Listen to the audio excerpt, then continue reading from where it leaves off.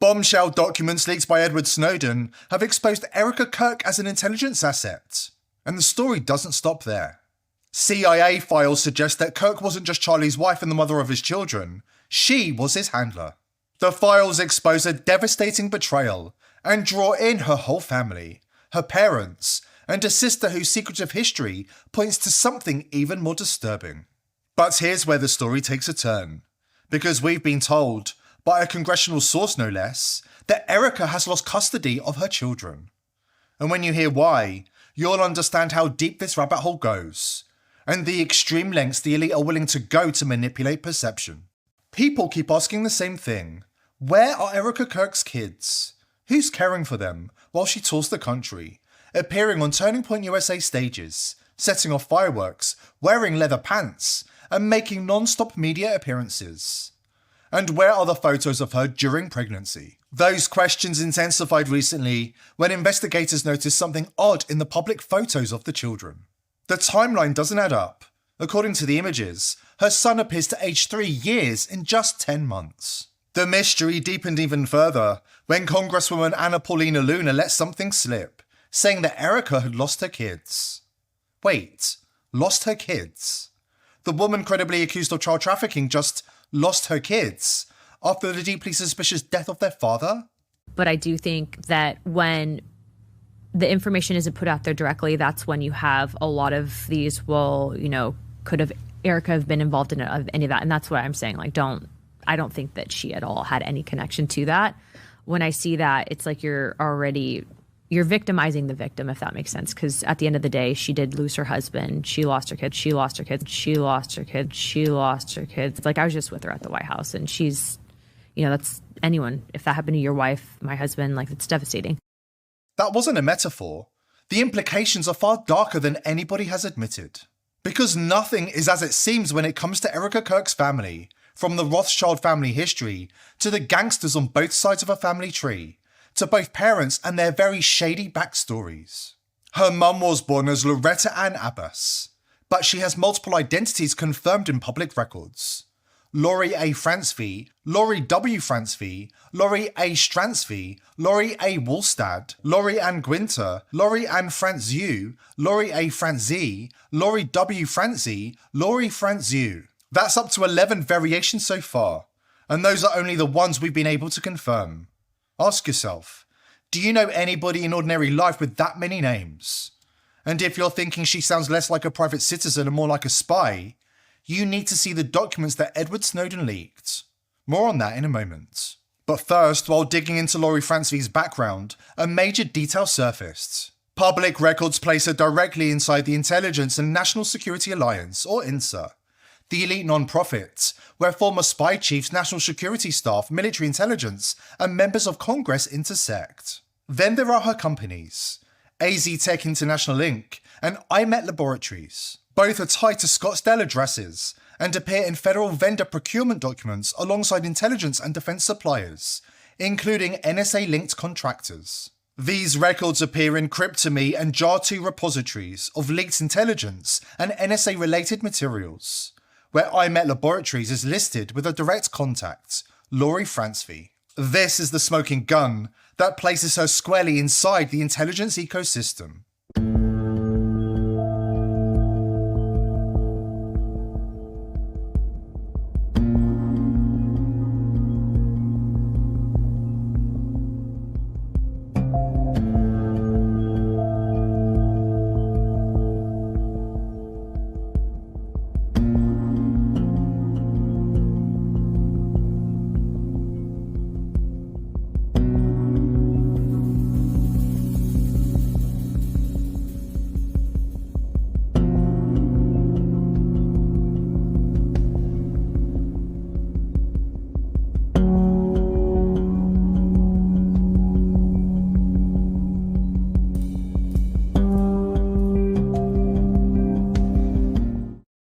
And then there's this detail.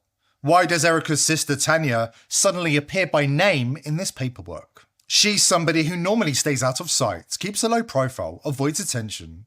So why is her name here at all? And then there's this. Jeffrey Epstein's brother Mark Epstein appears in the very same leaked documents.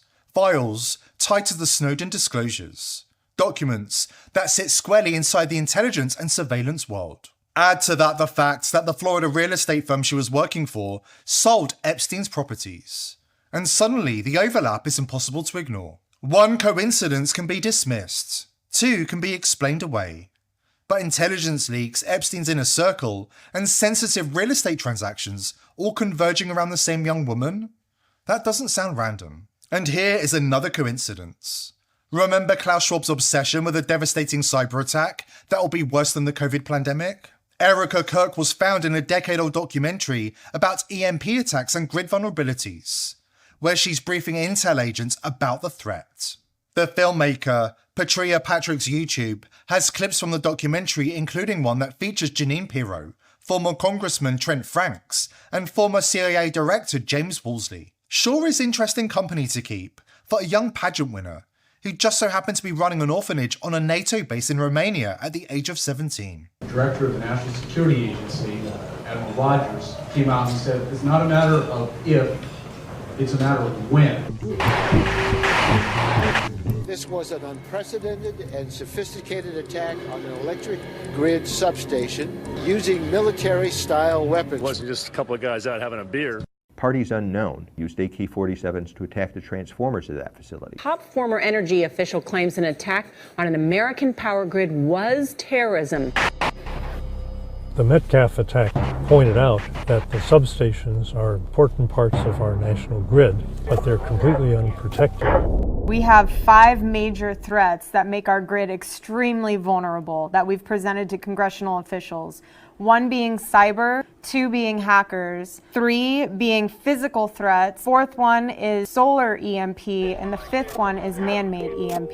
So the concern that we have is that we put out this critical information, and when we go over this risk analysis, they hear what we're saying, but they don't want to take action. Well, there are 18 critical infrastructures in the United States: food, water, transportation, communications, etc. All 17 of the others depend on electricity. If our grid goes down, you can't cook, you're not going to heat anything, you can't run any of your medical supplies, you can't talk on your phone, you can't take money out of a bank, and we turn into total chaos. If this happens, the system stops. Revelation of the method is an occult belief that explains why the Hidden Hand gradually reveal their crimes, agendas, and control mechanisms to the public, usually through symbolism, entertainment, and ritual. It's a form of ritual humiliation and sorcery, a way of conditioning humanity to accept domination while thinking they are powerless to resist. In short, they tell you what they're doing, and if you do nothing, you've agreed to it. And they're shameless. Remember the Nicolas Cage movie Snake Eyes that eerily forecast the Charlie Kirk assassination? Right down to the September 10th date and character names? Erika Kirk also told you what she's doing by playing the female lead role in November Renaissance, the Open Source Decade, a movie about espionage in 2013. So now the question becomes harder to avoid. If Erika Kirk's family is tied to intelligence activity, who are they really working for? Which foreign interests could they be aligned with? And if you remember where Erika's mother was sending that geofencing data, maybe the answer isn't as mysterious as it first appears. Because once you see how the same hidden hands are quietly steering the Tyler Robinson court case in Utah, the cover-ups, the evidence erased, the lies told in plain sight, suddenly the entire picture snaps into focus. You're not going to believe this. We're back after this important word from our sponsor. Just 2 days after the Charlie Kirk assassination, the crime scene was not just contaminated, it was destroyed with heavy machinery. Skid loaders were brought in, more than a foot of earth was scraped away, and then the entire area was paved over. That single act made it impossible for either the defense or prosecution to ever return to the scene for proper forensic analysis. No blood evidence, no trajectory work, no splatter patterns. And after what later emerged about shards of glass inside the SUV that rushed Charlie to the hospital, investigators would never be able to recover that evidence either. The destruction of the crime scene was flagrant, blatant, and shocking. And it happened in full public view. The whole world saw it. Everyone, it seems, except the Utah prosecutor. During the Tyler Robinson show trial, that same prosecutor told Sheriff Richard Mack he had no idea the crime scene had been scraped up and paved over. At this point, the question isn't whether this was negligence, it's whether the fix was already in. According to Sheriff Mack, who joins us again, you've had a conversation with the prosecutor that's responsible for charging Tyler Robinson, and he says he has no idea that the crime scene was scraped up and paved over. Is that right? Yeah, a little bit mistake there. He's not the prosecutor. He works for the prosecutor's office. Okay. And the office that's responsible. And the guy assigned to the case to go to trial has not been assigned yet. So it could be him. I doubt. I think the head guy will probably take the case because, one, it'll give him a lot of positive publicity. Would you agree, in government. your experience and in your professional opinion in dealing with prosecutors for your entire career as a law enforcement agent, would you agree that that entire office's job right now is to comb over every detail of Tyler Robinson and the Charlie Kirk assassination? Of course, yeah. They're not working on anything else right now. Yeah, it's possible that he still had another job, but I asked him personally, are you aware of this case? Of course he is. You know, the whole office is, as you're alluding to. But I said, so I asked him flat out. I said, do you know that the crime scene has been completely compromised and that they've dug it up and paved over it? The newspaper, the Salt Lake Tribune, actually did a picture.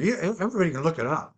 A lot of people, this made a lot of news, and I talked about it on several talk shows and podcasts, that would have been absolutely criminal for anyone to have done that. And the thing that really made me shocked was this attorney who works for the prosecution office did not even know that had happened. And he goes, oh, I doubt that very seriously. And so I had to tell him, you need to look at the Salt Lake Tribune because I doubt that very seriously. This is publicly available information that people are on the internet complaining about, raising alarms about, screaming and yelling about. They're covering the crime scene of the most prolific assassination of our lifetime. Yeah, and it wasn't asked. That remains completely unsolved, by the way. It does not, this thing remains completely unsolved. There are absolutely a lot more questions about this than there have been answers. And the prosecutor's office, a representative, an attorney inside of the county attorney's office that's charging this guy, doesn't know that or says that they don't know that. Let me ask you this. You said that would be absolutely criminal. If this were your jurisdiction, Sheriff Mack, while you were the sheriff, and this had taken place inside of your jurisdiction, and we're going to go back too, because I got a lot of questions for you. Do you got the time? Yeah, let's go. Okay. Would these contractors have been allowed on that crime scene? No, of course not. Absolutely not. The crime scene would have been protected, even if I had to put a deputy there 24/7. That crime scene would have been extremely protected. But the FBI didn't protect the crime scene in Butler, Pennsylvania either. In fact, tourists were walking all over it and even up on the roof where the FBI was actually washing the roof off of the blood of the suspect. So I even made a joke. I said, why doesn't the FBI just sell tickets for everybody to come trampling through? But that was a week later. This assassination, the most amazing assassination, as you pointed out, in our lifetime, except maybe for my lifetime, JFK, probably not your lifetime because you're not that old. Probably the same suspects. This would have never absolutely happened. And if it had, I would have been conducting another investigation to find out who authorized it, who did it, and who's going to get fired for doing this. And now we're going to have to undo that somehow. And make no mistake, this is dangerous territory. People who dig too deeply don't just get silenced online. Some of them don't make it at all. So if you're doing your own research, if you're determined to exercise free speech, you better understand the risks and protect yourself accordingly. The question isn't are you being watched, it's how soon until your data is used against you. One of the global elite's most powerful weapons, a weapon few people even realize is a weapon, is the VPN on your laptop or your phone right now.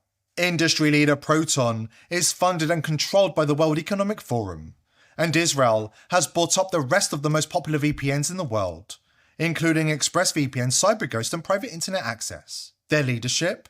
Packed with Israeli military intelligence veterans. The very same people who built Israel's most powerful surveillance tools. We're talking about veterans of Unit 8200, Israel's NSA on steroids. We're also talking about the Dovdadin Unit, Israel's elite undercover death squad.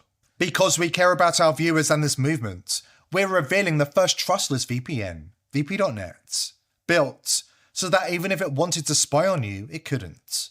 Even if the feds came knocking, they'll walk away empty-handed. It's built inside a secure enclave, uses military-grade encryption, and stores zero data. Check it out at vp.net/TPV.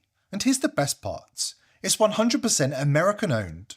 No Mossad backdoors, no feds rifling through your DMs. Sign up today at vp.net/TPV. And you can finally stop asking, who's monitoring me? Because the answer is they were, but with vp.net, not anymore. Rejects the globalist agenda, reject Israel first. Expel the spies hiding in your phone, in your apps, in your devices. Go to vp.net/TPV and take back control before it's too late.